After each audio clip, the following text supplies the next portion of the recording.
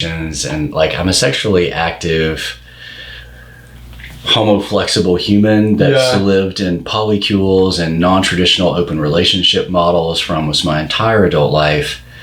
And the frequency of opportunity to be able to interact with quality companions for sexual exploration and or friendship and or society building and or all the different things that we can use sexual energy to plug into. I've used it as a construction, as concrete, as web building, as relational, and also just as motivation. Yeah. Like for why do I want to look this way? Why do I want to go work out? Because I really enjoy having sex with hot, sexy people. And if I'm a hot, sexy person, then hot, sexy people are going to want to spend time with me. Let's do that. Yeah. So that...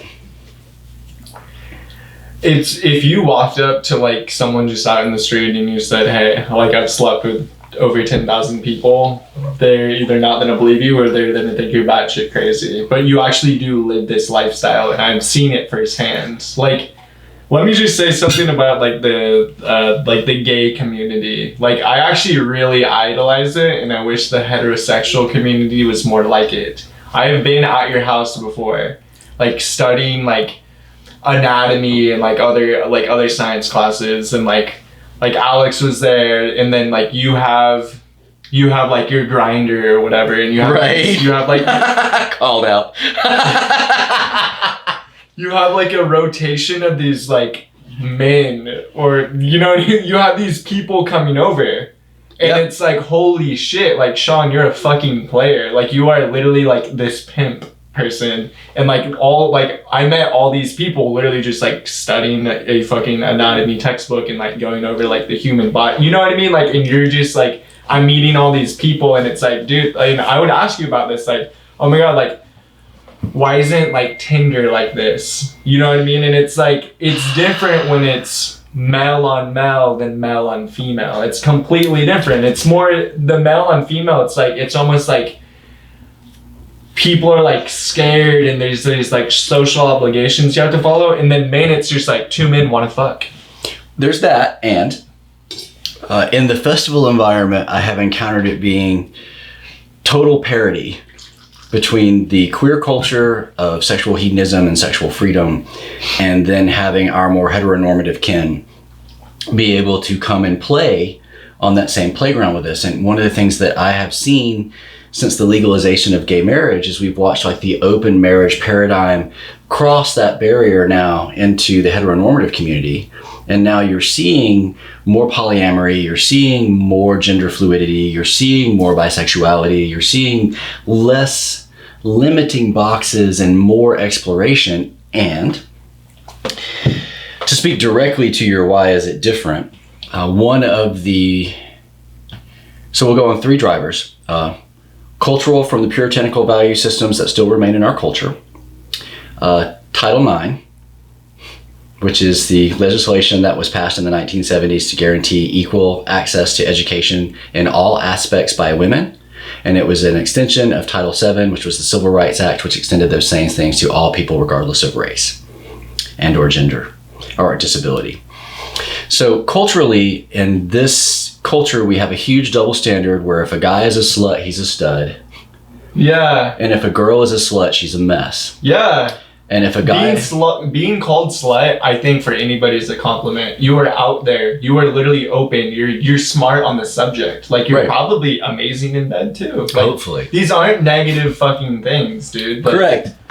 I call myself a slut all the time. Like, you know what I mean? Like, you're a beautiful slut. Thank you. Beautiful slut dragon. Thank you. Cheers. Cheers. But sorry, continue.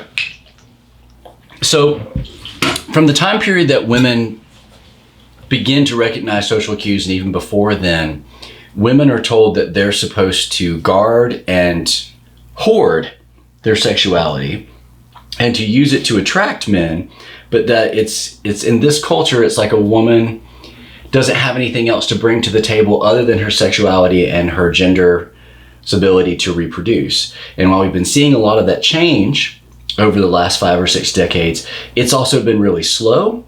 And there are many aspects of our social value systems that have not evolved with our technology and with our civilization. So that a woman in this country can go anywhere that a man can go. She can drive anywhere she wants to go. She can wear whatever she wants to wear. She can say whatever she wants to say. She can work wherever she wants to work. She's not going to be paid as much as the man. And she's not going to be as safe as the man. So that's part of what is driving the expression of sexuality, or rather the lack of expression of sexuality. Whenever we add into that Title IX, Title IX created a hostile environment in the Obama administration in the educational system because sexual harassment became a weapon that was described using Title VII as a civil rights, and so that any sexual harassment was now being seen as an infringement on your civil liberties for access to an education. And rather than defining that in a helpful, useful way, the education department allowed all of this to be defined by the court system, which meant that the educational system was going through lawsuit after lawsuit after lawsuit after lawsuit, where local municipalities were having to take already scarce funds, because education is the thing that every Republican loves to cut, and already having to take limited funds for education to pay out massive lawsuit damages for Title IX lawsuits. And so the only way that they could change that was to take sexuality completely out of the educational sphere, and to tell people that any sexual energy or any sexual emotion, any flirting, any eye contact, any of that is an assault on the other person unless they have clearly indicated that they want this interaction. And they can change their mind later and decide that it was not wanted and it was still an assault. Yeah. So that's created an environment where you're damned if you do and you're damned if you don't. You just keep yourself like this. Yes. You walk like this. So you're in a straitjacket. Yeah. And so now people who have been educated in that system are now coming out of that system into adult world without any of the tools to navigate adult sexuality, without any of the tools to navigate adult desire, without the ability of having an adult conversation of, hey, I've had 7 sexual partners. Here is all of my testing for all of my blood work, so you know my sexual health history. And these are the things that I've tried in bed that I like. And these are the things that I'm curious about. We don't see that conversation being modeled. We don't see that conversation being given. We don't see this technology being shared. And so as a result, we have many people who are sexually dysmorphic, who are sexually dysfunctional, who can't talk to anybody about what their actual desires are, who can't talk to anybody about what they want to do. And then there's all these societal pressures that they're being told they need to conform to.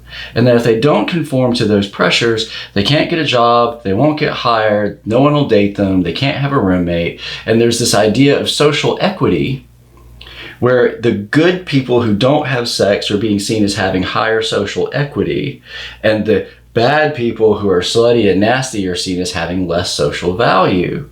And yet it's usually the ones that are slutty and pretty well sexually adjusted that are healthy emotionally, have better career options because they have a better social network and have better ability to move and adapt, versus this group over here that exists in these really tight boxes that has a lot more mental health issues going on, and they're much more difficult to deal with in professional and personal situations.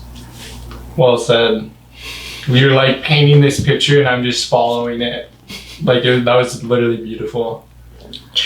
That's a really big, like that, everything you just said, like it makes sense. That makes complete, absolute sense.